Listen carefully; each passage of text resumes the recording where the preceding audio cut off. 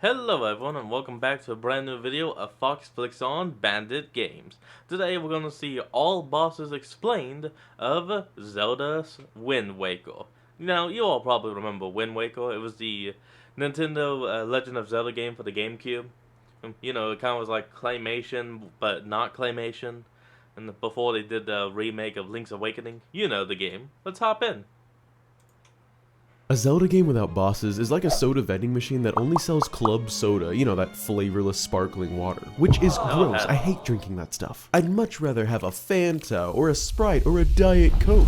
But speaking of water, for the next game on my Lore of the Bosses list, we're going to the endless oceans of The Legend of Zelda, The Wind Waker. And I'll be honest, on my top 10 Zelda games list, Wind Waker is tied with Twilight Princess for second place. So personally, I'm really excited to get into this one, and I hope you are too. If you're interested in the boss lore of other Zelda games, check out the playlist in the description below. But for now, prepare to get wet, and spoiler alert, obviously. The simplest way to go about explaining Wind Waker's many bosses and mini-bosses would be to just go in order of the game's dungeon, so we're gonna do just that. Starting with the very first dungeon in the game, Dragon Roost Cavern, located on Dragon Roost Isle. The very first mini-boss you face is a Moblin. And actually, technically, you face a Bokoblin as a mini-boss before the Moblin, way back in the Forsaken Fortress. Both of these enemies are just regular monsters stemming from Hyrule, which may or may not have originated entirely from Demise's demonic power many years ago, depending on what you believe. But in the Wind Waker, the only thing that really needs explaining is how they're here. And by here, I mean up here, as in on the surface of the ocean and not down in Hyrule where they came from. Fortunately for us, the answer is rather simple. Ganondorf himself brought these monsters up from deep beneath the waves when he began to execute his plan of regaining the pieces of the Triforce, having it ripped from his clutches all those years ago by the hero of time and Princess Zelda. But more on Ganondorf's story later in the video. The boss of Dragon Roost Cavern is a giant, totally not nightmare-inducing arachnid, centipede, lava monster, insect thing known as Goma. Now, according to a direct quote from the Wind Waker's Great Deku Tree, the monsters that stir in the Forbidden Woods are there because of Ganondorf's return, and the same reasoning can probably be used to blanket explain a lot of the monsters' appearances in the game, including the likes of Goma herself. While that may seem like an adequate explanation, I wouldn't make these videos if I didn't think I could bring something else to the table, and in this case, I'd like to mention that I think what Ganondorf did specifically is he simply introduced one of the Magtail monsters into the cavern at some point, which then grew into Goma, which then began to lay eggs and give birth to other Magtails and spread them throughout the dungeon. I mean, Goma really does seem like a big version of the smaller Magtail monster, with being centipede-like, immune to lava, having a single eye, and giant pincers and all that. Who knows, maybe there even would have been several Gomas if Link hadn't obliterated these ones. Next up, we have the formerly mentioned Forbidden Woods, located right next to the rather friendly and not forbidden Forest Haven. Now, I'm not going to go super in-depth into explaining the dungeon itself and why it's separate from the Forest Haven proper, and why I think it very closely resembles the Forest Haven, because I'm probably going to start up a series on the lore of the dungeons here pretty soon, so I'm going to skip straight to the bosses. The mini-boss of the dungeon is once again an insect monster known as Mothula, which comes in two versions, winged and non-winged, though I personally assume that the winged version is the fully mature version. Just like all the other mini-bosses in the game, Mothula itself is not very one of a kind. In fact, there are many of them in the game across various little caves and such, and they actually make appearances in other Zelda games such as A Link to the Past, where they appear in the Skull Woods, which is the Dark World variant of the Lost Woods. Coincidence? I think not. What Mothulas are is a very dangerous species of mutant moth that can spurt out little babies called morths that are little one-eyed spiky balls that love to latch onto moving organisms like Link and just kind of sit there slowing you down. They don't want to eat you or anything, they just invade your personal space, which is rude. The morths themselves are present all over the place in the Forbidden Woods, which leads me to believe that Ganondorf did a very similar thing here like he did with the Magtails in Dragon Roost Cavern and just released an infestation of morths to take over the place. Lots of fun. The main boss of the Forbidden Woods is a bit more abstract to explain in that it's a living killer plant known as the Kale Demos, and seeing as the theme of the entire dungeon is overgrown killer nature, it makes sense to me that the Kale Demos would be an overgrown, more deadly version of a Bokobaba, of which there are several present here in the Forbidden Woods and even on the Forest Haven. It's so massive that it uses its roots as weapons and vines to literally detach from the ground and theoretically be able to move all around the place if it wanted to. Heck, it could probably vacation on Windfall Island. As far as what its name means, it's unsure, since the original Japanese name for the Kale Demos is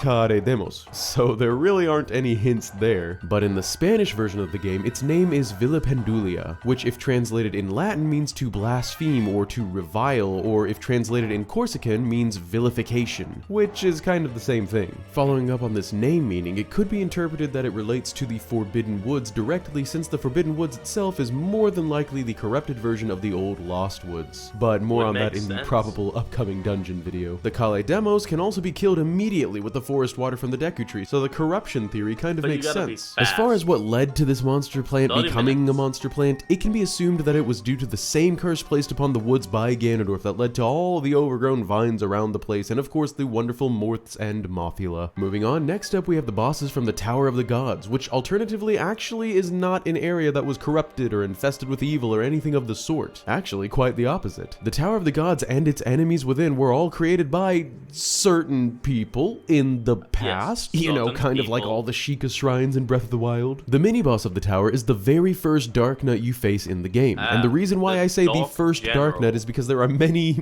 Dark Nuts in other locations throughout this game. This one specifically, however, is a bit special because it's located within the mostly untouched Tower of the Gods, thus giving even more credence to an older theory of mine about the Dark Nuts and their literal possible blood relations to Link, which I will link in the description below if you're interested in a much deeper dive. For the time being, however, it's my interpretation that the Dark Nuts are actually corrupted old knights of Hyrule. After all, every single one of them in the Wind Waker wears a knight's crest, which has pretty obvious Loftwing symbolism on it, and as a reminder, Loftwings are the symbol of the Hylian royal family, and I highly doubt that every single one of the Dark Nuts would be able to steal a knight's crest. I believe this particular Dark Nut was placed here to test the hero, like all the other various enemies and mechanisms in the Tower of the Gods, but that it was tainted by Ganondorf's magic due to other reasons. Oh. We're back. That I go into in the aforementioned video. The boss of the dungeon is a grand combat construct that snorts arrows known as Godan, the Great Arbiter. Godan's figurine describes it as a construct that was placed there directly by the gods themselves in order to test the hero's combat prowess. And this is pretty much entirely accurate, actually. It is a tester, and its title, the Great Arbiter, literally means the Great Decider, as in it decides whether or not the hero is worthy. It's pretty cut and dry, and the only question remaining is whether or not the gods themselves actually literally crafted Godan with their own hands, or if they tasked certain other people to do so in their stead. Personally, my money's on the Sheikah. I mean, come on, with all the eye symbolism everywhere, the grand ancient technology, the servitude to the gods, and the neon blue energy, yeah, it all seems to fit the criteria. Moving on, the next dungeon that Link has to fight through is actually a return to the Forsaken Fortress, now that he's descended down to Old Hyrule and retrieved the Master Sword from its secret chamber of the sages. The first boss that Link faces is the mini-boss known as Phantom Ganon. And this should be a familiar enemy for many fans of the series because Phantom Ganon made his debut in the previous game in the timeline, Ocarina of Time, where in that game Phantom Ganon is heavily implied to be a separate, living, demonic being created by Ganondorf via his dark powers in order to fight Link, after which he gets banished to the, quote, gap between dimensions, which probably means nothing. Oop, hold on, it's lagging. We're back. Let's go.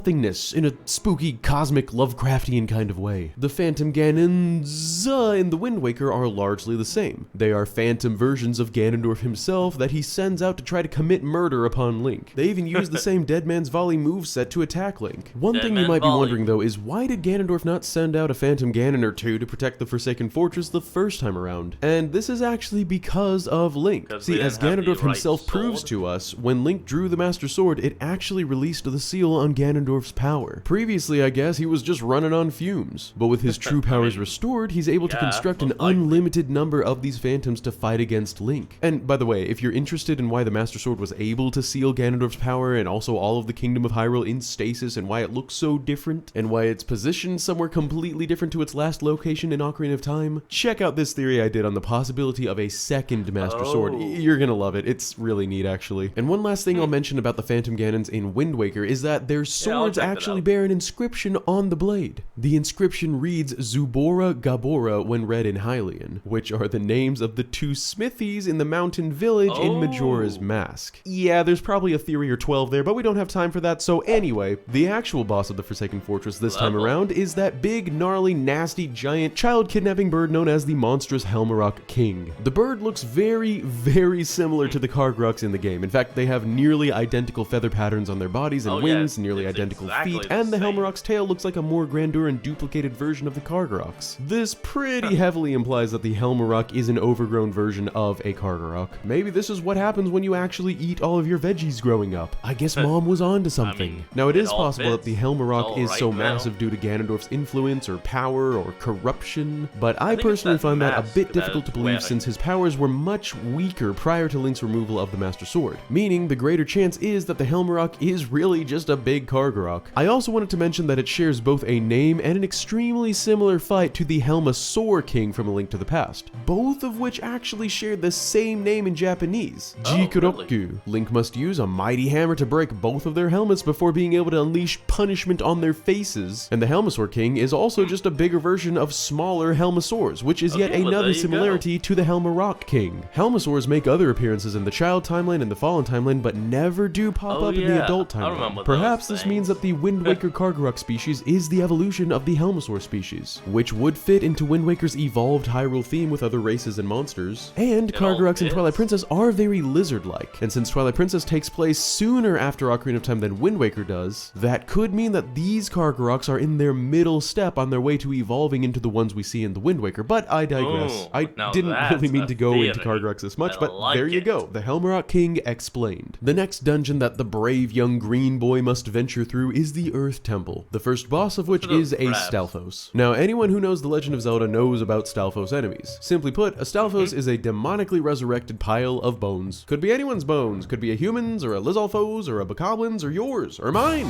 That would be gross. But the Stalfoses in Wind Waker share explanations with all Stalfos enemies throughout the entire franchise, which is that they are resurrected baddies that arise via the power of evil, which stems from Ganondorf, which stems from Demise. The main boss of the Earth Temple is Jalhalla, which is a large Poe made of a conglomerate of smaller Poes. If you watched my previous boss lore video on Twilight Princess, you'll probably recall that I stated that I believed that the Death Sword from that game is also a conglomeration.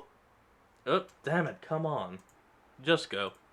Agglomeration of dead spirits or Poes. In this case, you can literally watch as multiple Poes gather into the Mask of Jalhalla to form its giant bod, which pretty much immediately explains everything. Well, almost everything. See, Jalhalla is actually very old, ancient even. It was actually the being responsible for murdering the previous Sage of Earth named Laruto, Medli's predecessor and also the only Zora you see in the game. When you combine this with the fact that it once again appears as a mini-boss alongside Goma, the Kale Demos, and Molgera in Ganon's castle, it can be inferred that this means that it, or more specifically the mask that forms its big bod, was created by Ganondorf. Perhaps he once again just released a bunch of Poes and the mask itself into the Earth Temple in order to corrupt it, like he's done several times before in this very video. As a reminder, Poes in this franchise are specifically ill-spirited spirits that roam the land of the living because they have unfinished business and are filled with negativity and thoughts of violence. Combine a bunch of them into a big Poe and you get Jalhalla. The second to last dungeon in the game is the Wind Temple. The mini-boss of the temple is a Wizzrobe, which again is not a unique enemy, but it kind of is because it wears red, and it's also much more powerful than the other lesser Wizzrobes, and can even summon other lesser Wizzrobes to fight for it, which is kind of meta. Now, as I explained in the Majora's Mask boss lore video, Wizzrobes are recurring enemies across the Zelda franchise stemming from the original game of a variable power level. Sometimes they're normal enemies that you can fight a bunch of at a time. Other times, like in Majora's Mask or Wind Waker, they're powerful enough to merit mini-boss battles all by themselves. Another variable about them is their appearance, which shifts from looking like a human witch to Gru from Despicable Me to an anthropomorphic toucan in this game. I personally believe that all Wizzrobes are simply members of a race of individuals located somewhere in Hyrule that masters dark magic, and either due to that mastery or due to their own personal reasons decides to serve the forces of darkness, who in this case is Ganondorf. Like what's most intriguing about their appearance in Wind Waker is their bird-like physical features, such as their toucan-like beaks or their sleeves that look like wings, or the fact that they can hover in the air and fly. Given that this was also the game that introduced us to the Rito, who are the race of bird people that evolved from the Zora, it's only natural for people to wonder about whether or not the Wizzrobes are members of the Rito as well, which could very well be the case. Personally though, I tend to think a bit more simplistically. To me, it just seems like the Wizzrobes might have used their magic and turned themselves into these bird-like forms in order to achieve flight, which they can do in this game as opposed to their earlier iterations, which could only teleport around the place. But it's true given their bird characteristics, which is conveniently in the same same game that introduced us to the Rito, they could be Wizrobes that stem from the Rito race. There's no evidence to prove definitively one way or the other, and the Rito also pretty much all have long sleeves that turn into wings. Also, there are lesser Wizrobes that appear in the Tower of the Gods. As I mentioned earlier, all of the mechanisms and constructs within the Tower of the Gods were constructed by the will of the gods and for the purposes of testing Link, so how then could Wizrobes be located inside? Well, it's evident that at least some of Ganon's power was able to enter the tower, since there are Keese and Bubbles and Choo-Choos and lesser Wizrobes and a crazed Darknut located within. So I suppose it's possible that Ganondorf was able to sneak in a couple monsters. I'm not sure when he would have been able to do this, but that's neither here nor there. The boss of the Wind Temple is a giant flying sand monster known as Molgera, and just like Jalhalla in the Earth Temple, Molgera is assumedly responsible for the death of the Wind Sage named Fado, Makar's predecessor and the only Kokiri you see in the game. And just to follow suit with the whole big monster with small versions of big monster vibes that the entire game has been giving off this whole time, Molgera can also release its little bibbies to attack Link, affectionately referred to as Molgera larvae. In the Legend of Zelda series, it seems that certain words or phrases of words are often used to refer to that type of enemy. For instance, a Baba is always a plant, a Blinn is always a humanoid, usually pig-like monster, a Stall is always an undead enemy, a Foz is a knight-like enemy, a rock is a bird, and a mole is a sand or worm-like monster. In this manner, the Molgera shares its sand swimming capabilities with that of the Molduga of Breath of the Wild, or the Moldorms from several other games. And due to its reappearance in Ganon's tower, and Fado directly saying that he was attacked by Ganondorf, and the encyclopedia stating that Ganon's minions attacked the temples, it can be assumed that Molgera originated from,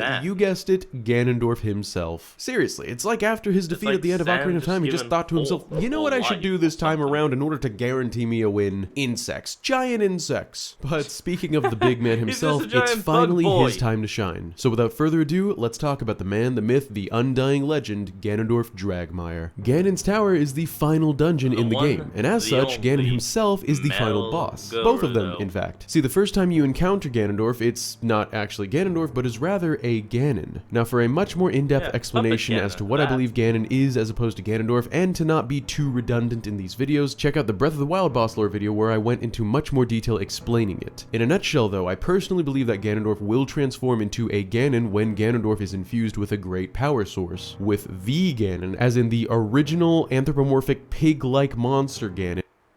Oh, come on. Let's go.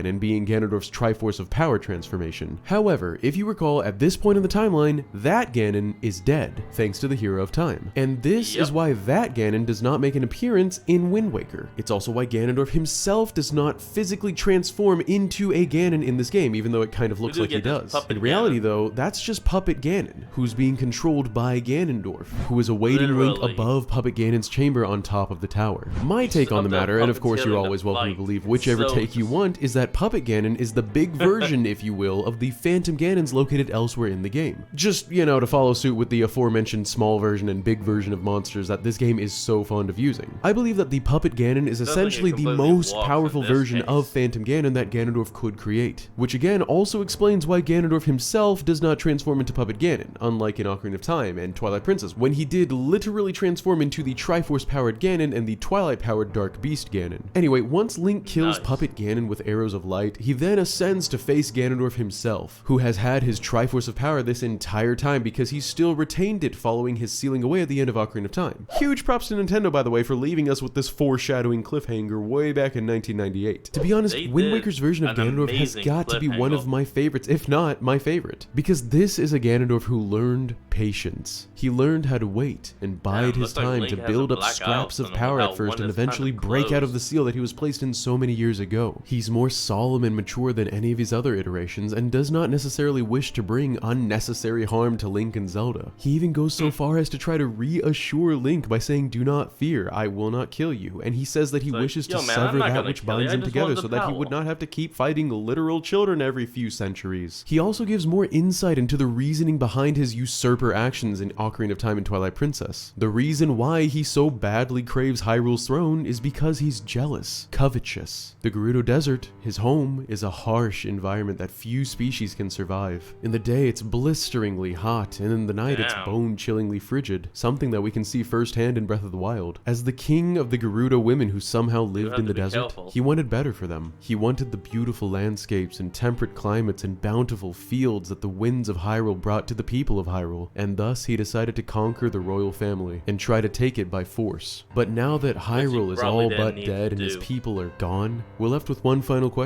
Why? Why is Ganondorf still striving so hard to obtain the Triforce, so long after everyone has vanished and the world has moved on? Well, that's actually the entire point. Have you ever felt nostalgic? Ganondorf did. He never wanted to hurt people, at least not initially. All he ever wanted was Hyrule. He had heard the legends of an all-powerful relic that could grant the wishes of its user, and he always wanted to use that wish to obtain Hyrule for himself and his people. But as close as he came to the Triforce, he never got to make that wish. So here, after countless years have gone by and the world has moved on from the old kingdom beneath the waves, Ganondorf never forgot about that land that he loved, Hyrule. And as he finally pieced the Triforce together again, he reached his hand into the sky and cried out to the gods above to resurrect Hyrule from its watery slumber and give it to him. But just before he touches the omnipotent relic, Daphnis Nahanson Hyrule himself, the last king of Hyrule, touches it first and instead wishes for the opposite, that the world would finally forget about the sins of the kingdom, the crimes of the Gerudo, and the entire land of Hyrule itself be drowned forever, and Ganondorf along with it. And after all this time, as the ocean begins to literally crash in over their heads with a great downpour of rain, Ganondorf cannot help but laugh in his utter, bitter defeat. And it's at this point that he lets his old, angry self shine through again, and he decides to try to kill Link, Zelda, and the king, but is once again defeated for the last time by the duo of Hylia's descendant and her chosen hero. The last thing Ganondorf feels before entering the gap between dimensions himself is the blissful wind of the beautiful kingdom of Hyrule. And that is the end of the Wind Waker's bosses. Did you learn something new? Did I miss something? Which game do you want to be covered next? Let me know in the comments below, and thank you so very much for watching. Please consider leaving a like on the video if you enjoyed it, and subscribe if you haven't already, because seriously, we do good stuff here. Stick around, you can always leave later. Huge thanks as always to my bandit crew, who are the reason I keep going with the channel. Say hello to Link1_87_. The rest of this is just him giving thanks and then the outro.